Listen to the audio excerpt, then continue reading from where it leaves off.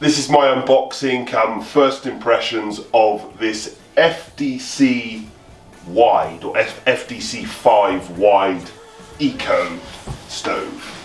Hi, I'm Gabriel. My family have always done stoves. We've had the biggest stove companies and the smallest. I've been the warehouseman, the delivery boy, the fitter, the salesman, the managing director, and now I'm... Stove glove retailer?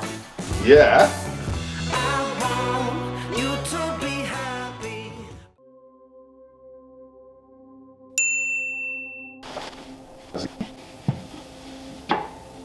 Oh, I've opened it the wrong way.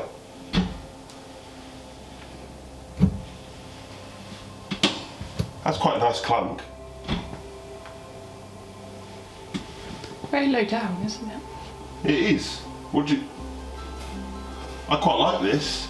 You've got sort of FDC in the spinner. It's pretty. Oh, what, you think the stove's pretty? Yeah, it's like a little flower. Oh, you think that's pretty? You like the little flower? Yeah. Normally people don't like having like a logo on the... But that one's sort of quite presentable, isn't it? Yeah, although because it turned, obviously, if you you know, have sort of any sort of OCD, that is going to annoy you. Well, see, the thing is that's closed. Oh, okay. And so you mostly have it closed. You don't mostly have it like okay, fair enough. If you're burning coal, then you might be... But the thing is even if you open it up, you just put it actually fully open, it's in the right place again. That's been quite well thought out, hasn't it? Fully closed, it's the right way up. Fully open, it's... Well... And we've got a, you know, normal sliding air vent. So, we get a little Allen key for putting the collar on, and I'm not sure whether it does anything else, but it definitely puts the collar on. We get a little sort of almost like nail varnish, bit of touch-up paint if you scratch it or something, particularly when fitting it. So that's good. Instruction book with a tiny little bit of metal in it.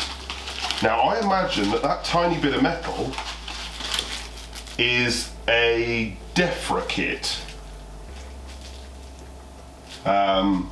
because that fully closes, and probably you put this in, and I mean, I'm making this up, I haven't done any research, but that's what I expect it to be. Mate, those are some proper gloves. Flippin' heck. I mean, they're rubbish by the tortoise ones. So we've got an ash pan, which is beautifully shiny. I wonder how long it'll last that shiny, but I mean, that's that's got to be one of the best ash pans I've ever seen. I mean, I literally look at the underneath of the grate. I can inspect this. I've never seen anything like that. That's... Careful, you'll show how messy the rest of our house is if you Oh yeah, there's lots of stoves.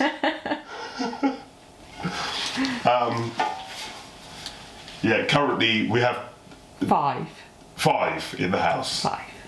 Only 5. Only 5. Okay, that's all right. Okay.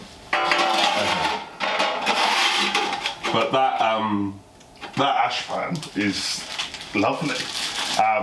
We get a flat piece of metal. Now, I suspect that this is a heat shield, because there's a heat shield on the stove, and this will be a heat shield for behind the collar, because if you've got insulated flue off the top, that obviously can go quite close to things, but the collar can't, so they heat shield it. So I'm sure that will be relevant to some of you. And we get a brushed, what I would assume is stainless steel nice tool, and that end riddles the grate. That's quite a nice. What are the bricks made of? Because they don't look like vermiculite. No, so yeah. Ordinarily, you'd have vermiculite board as your fire bricks. Very occasionally, you have blocks of cast iron, and these are what I think they call ceramic fire bricks. So I definitely don't want to break them. These are heavy, like stone. So I'd imagine they're probably more expensive than vermiculite board, but I imagine they last longer. Obviously you could replace them with vermiculite board because it's same thickness, same sort of thing. So if you were replacing them, you could do that if you wanted, but I imagine these last quite a bit longer. And they also have the FDC logo in them at the back, which... That's a nice patch, isn't it? Yeah, I know you don't need it, but... Yeah, and after a couple of burns, you won't be able to see it, will you? But, Oh, now I've gone and done it. I could get it out, but I can't put it back in. Other than that, it looks like a very tough, solid steel stove with a cast iron door. So that's, you know, we see a lot of that. That's very, very normal. It's got some trick fire bricks. It's got a riddling grate and an ash pan, a very, very bling ash pan. Now, I would expect this stove to be sort of focused on backup and focal point evening and weekends. I don't imagine it's the sort of all day, all night stove, but I think that there will be a certain number of you that would be burning smokeless fuel on it, and in that situation, this stove could become a much more functional tool if you wanted it to be. Other than that, it's just quite a sort of classic plain design with big glass. What do you think, Hayden? I really like it. I think it looks really lovely there. You like it in that fireplace, do you? Yeah, I think it sort of suits it. Buy all the matches. You know. Oh yeah, we've got new matches. I'm getting refills for matches, but now we've got purple, pink, green, blue, yellow, orange, grey, dark green, brown, light green that we had originally, and white. Thank you very much for watching.